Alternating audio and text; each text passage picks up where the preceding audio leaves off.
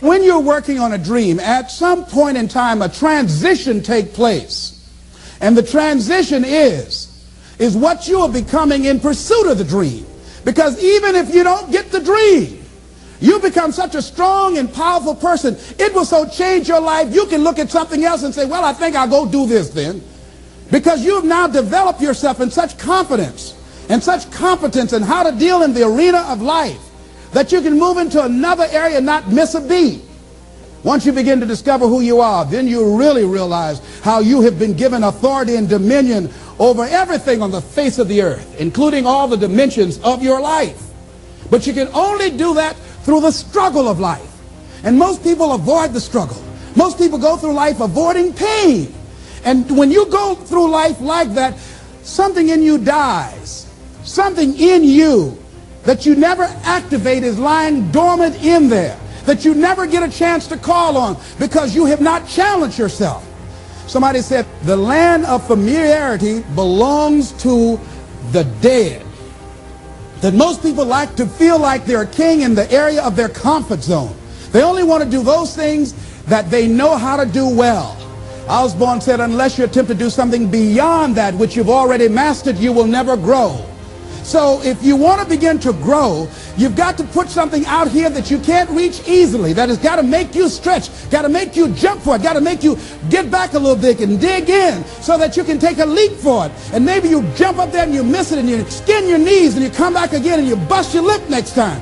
But you keep on, and through that process, you learn how to leap higher. You start challenging yourself to dig deeper, and then you discover some things about you that you don't know right now. Some talents that you have in you that you didn't know that you can do. I started out just talking to kids, and now I'm speaking at corporations. Now I'm traveling. I didn't know I can do this, but had I not given myself a chance, and I'm saying to you, give yourself a chance. Here's something else. If you want to begin to make your stuff happen for you, I think that it's very important that you start trusting yourself. Listen to yourself. Listen to that still small voice within you. Don't try and make everything logical. There are some things about life that defies logic, that you just can't explain how the outcome is going to be. I think that's why Paul said you've got to learn how to walk by faith and not by sight.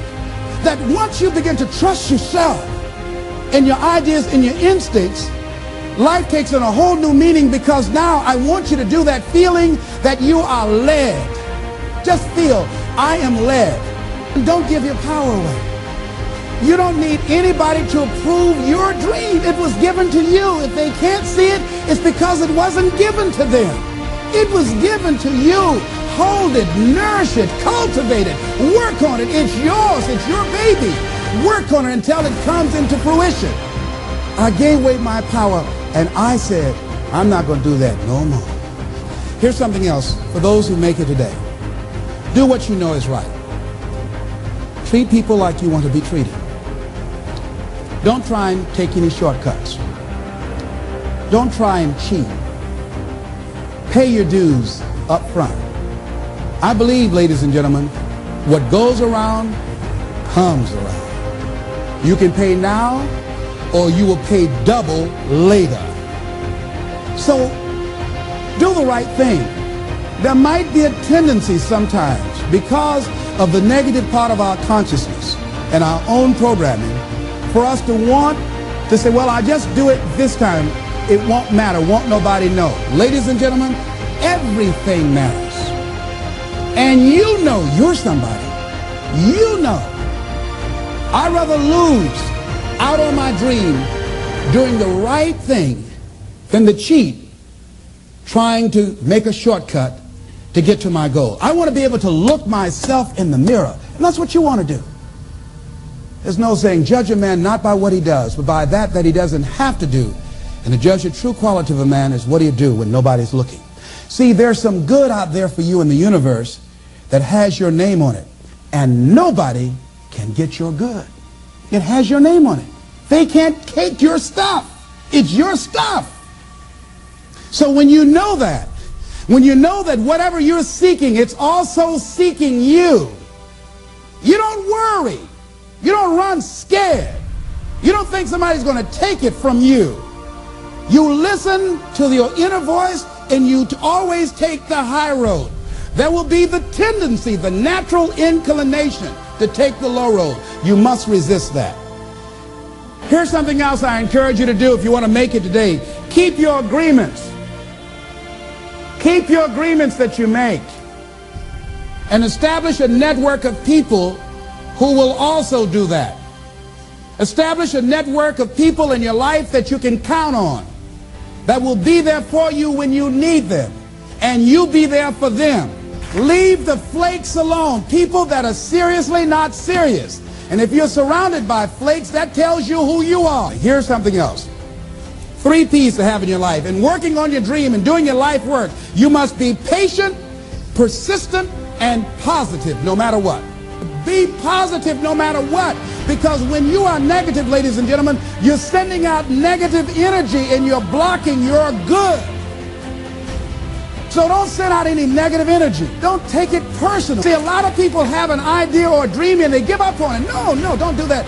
Work your dream until it gets hot. See, most things don't happen as soon as we think they should happen. The messenger of misery might drop in on you and say hello. Murphy's Law might come by and thump you on the head. Any number of things can happen to interrupt your flow. It's okay. Don't take it personal. Just acknowledge what's going on. It's called life. And keep on working on your dream. Continue to keep on knocking, because this is your life. This is what you love. This is your passion.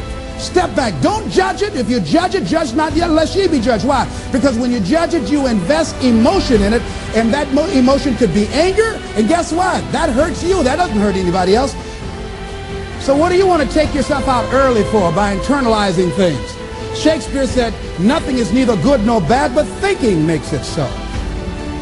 So judge not according to appearances, but right judgment, and feel that everything is going to work out for you because you're patient, you're persistent, and you're going to be positive no matter what.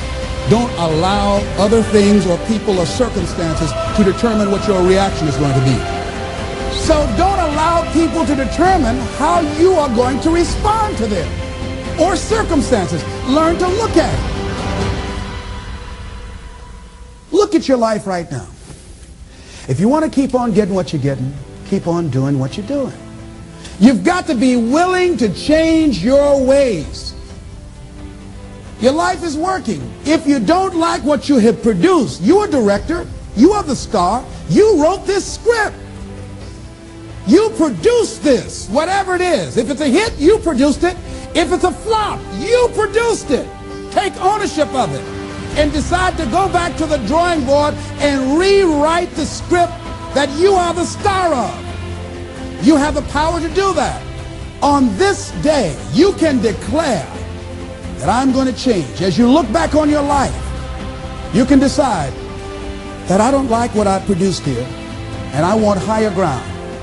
I want to begin to experience more love. I want to have more adventure in my life. I want something that gives my life a sense of meaning. I believe, ladies and gentlemen, if we can accept the possibility of that this is the decade of consciousness.